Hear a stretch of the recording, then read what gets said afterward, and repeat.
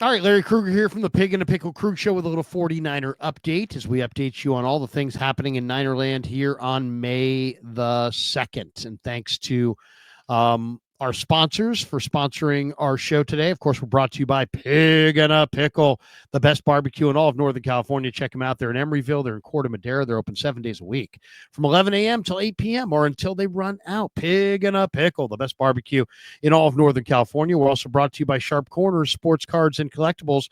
They're at 205 Cypress Avenue in Pacific Grove, California on the Monterey Peninsula. Call my friend Anthony Catania. He's at 831-521-5264. All right, let's talk a little bit about some of the news and notes in 49er land today, as the Niners had a number of interesting things. Probably the most notable is that Ross Dwelley is back with the team after spending 1 year in Atlanta with the Falcons. Ross Dwelley, who's 30, is returning to the 49ers. He had spent his entire career with the Niners. The Niners took him as an undrafted free agent out of the University of San Diego after the 2018 NFL draft, and he's now 30. He had been with the Niners his entire career, except for the 1 year stint last year with the Falcons. The Niners had opportunities in the draft to take tight ends. It was a very deep tight end draft, but they just preferred other guys. And they looked at a number of different tight ends. The 49ers showed interest in Jackson Hawes from Georgia Tech, but when they had a chance to take him, they just instead went with Marquise Siegel, the K-State defensive back. There were opportunities to take tight ends, and it just never happened. So they reunite with Dwelley. In Atlanta, he played 104 snaps on offense. During his last 2 seasons in San Francisco, he played 176 combined offensive snaps. I would imagine tight end is not going to be his role this year. He might be like a backup fullback. It's interesting. He's a special teamer. He's a kickoff return coverage unit guy.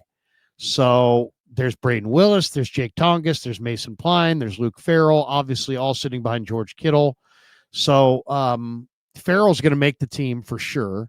Dwelley will either compete with Willis and Tongas and Pline for a backup receiving spot, or he'll play special teams, or he'll be the backup fullback, or some combination thereof. So there you go. So Ross Dwelley is back with the 49ers. He's not a blocker. He's a try-hard blocker, but he's more of a receiver. He's a pretty good receiver and a pretty good special teamer, and we'll see if he can win a roster spot this summer. It will be interesting to see if he can. I kind of thought the 49ers would be in the market for more of a significant tight end. But you know what? It's not necessarily the way it will go. We'll see. But the Niners bring him back on a 1 year deal. So very interesting that he's back on a 1 year deal. A couple other interesting notes in Ninerland. There was an article out today by Kyle Posey on Niners Nation, quoting an anonymous executive. Mike Sando of The Athletic gets thoughts from executives every year after the draft on how each team did drafting. And here's what one anonymous executive said about the Niners draft. He said, "I have no issue with it. They're realizing they've lost their way a little bit in the past year or so. It's more of them retooling that defense with guys that fit what made them really good in the past." So, obviously the Niners started with Mikael Williams. They added Alfred Collins. They added Nick Martin, CJ West. They got Collins in the second round. They got Mikael Williams in the first round. One executive believes Chris Kasarik will have to earn his paycheck. He said both those guys have a little developing to do. So they're leaning hard into Chris Kasarik. Both guys have huge upside. So there's no question. I mean, Collins is a big talent. Mikael Williams is a big talent. But they also are both really good against the run, but maybe not nearly as good against the pass. And it's up to Chris to see if they can get some pass rush out of him. Another executive believes one of the reasons the Niners did not need to draft an offensive lineman early was Kyle Shanahan's ability to manufacture offense. it's funny. One of the guys said they could have gone with offensive linemen in the third round, but Charles Grant and Caleb Rogers went to the Raiders right in front of them, and maybe that influenced things. But it was clear the Niners wanted to add beef in the trenches. And the quote from the anonymous scout is, Mikael Williams is big enough to set the edge in the run game. He has some rush. He's only 20. That is why he went before the Georgia kid the Falcons took, Jalen Walker. San Fran wants guys who are bigger like Bosa. And if you're going to play that 4-3 attacking scheme, you have to draft D linemen every year.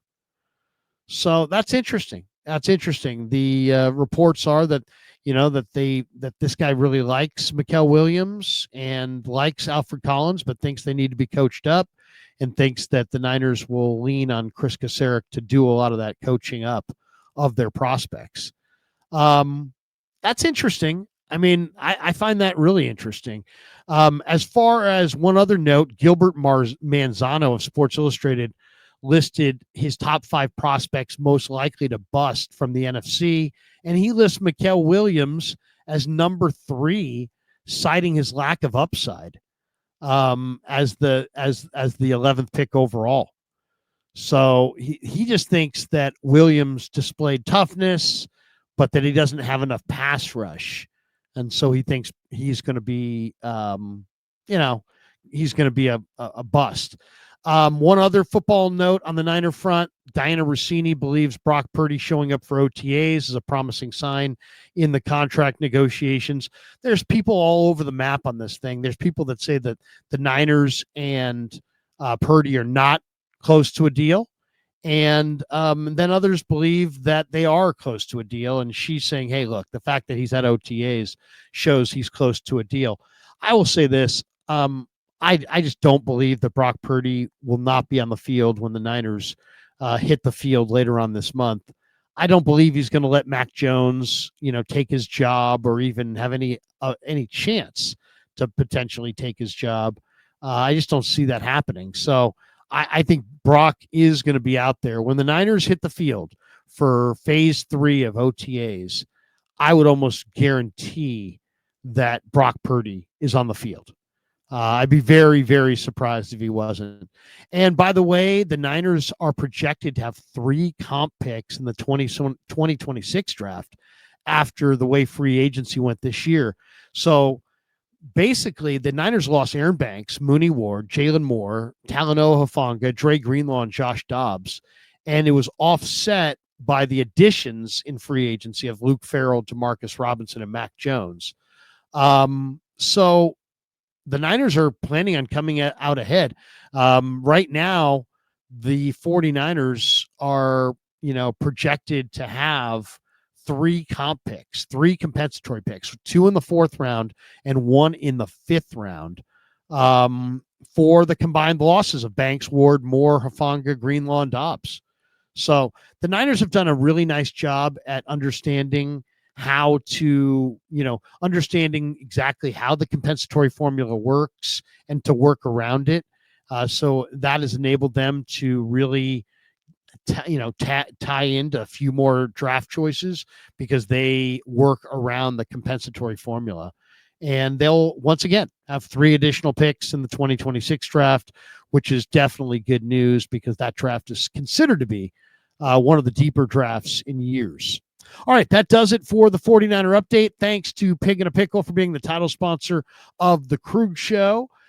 Thanks to our friends at Sharp Corner Sports Cards and Collectibles for sponsoring this video. And thanks to all of you for supporting the Krug Show. Hit a like and subscribe on your way out the door. And once again, thanks for supporting the Krug Show on YouTube.